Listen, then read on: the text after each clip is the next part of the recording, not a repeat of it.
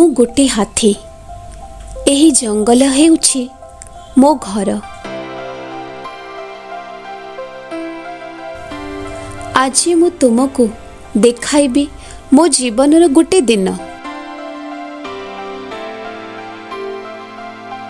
ସକାଳେ ସୂର୍ଯ୍ୟ ଉଇଁଲେ ମୁଁ ଓ ମୋ ପରିବାର ଖାଦ୍ୟ ଖୋଜିବାକୁ ବାହାରୁଛୁ।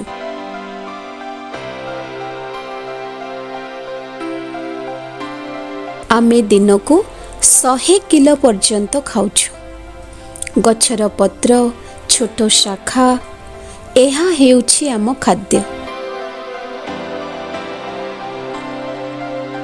ଏହି ଜଙ୍ଗଲ ଆମକୁ ବଞ୍ଚାଇ ରଖିଛି।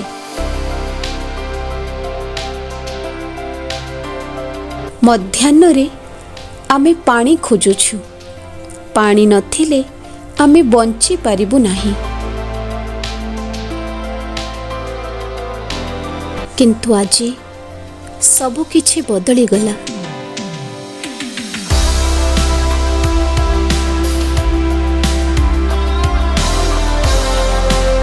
ଯେଉଁଠାରେ ପୂର୍ବରୁ ଗଛ ଥିଲା, ସେଠାରେ ଏବେ ରାସ୍ତା ଓ ଘର।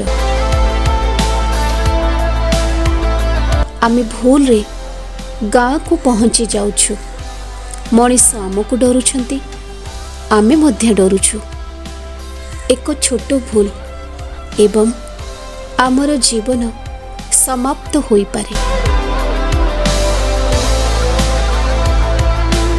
ମୁଁ ମୋ ପରିବାରକୁ ହରାଇଛି, କେହି ଟ୍ରେନ୍ ଚକ୍କାରେ, କେହି ବିଦ୍ୟୁତ୍ ତାରରେ। ଆମେ ତୁମ ଶତ୍ରୁ ନୁହଁ, ଆମେ କେବଳ ଆମ ଘରକୁ ଫେରିବାକୁ ଚାହୁଁଛୁ। ଯଦି ତୁମେ ଆମକୁ ସହଯୋଗ କର, ତାହେଲେ ଆମେ ଓ ତୁମେ ଏକା ସାଥିରେ ବଞ୍ଚିପାରିବା। ଜଙ୍ଗଲକୁ ରକ୍ଷା କର, ଆମ ପାଇଁ ସୁରକ୍ଷିତ ରାସ୍ତା ତିଆରି କର ଏବଂ ଆମକୁ ବଞ୍ଚିବାକୁ ଦିଅ। ମୁଁ ଗୋଟେ ହାତୀ। ମୋ ଆବାଜ ତୁମ ପାଖରେ ପହଞ୍ଚିଲା କି?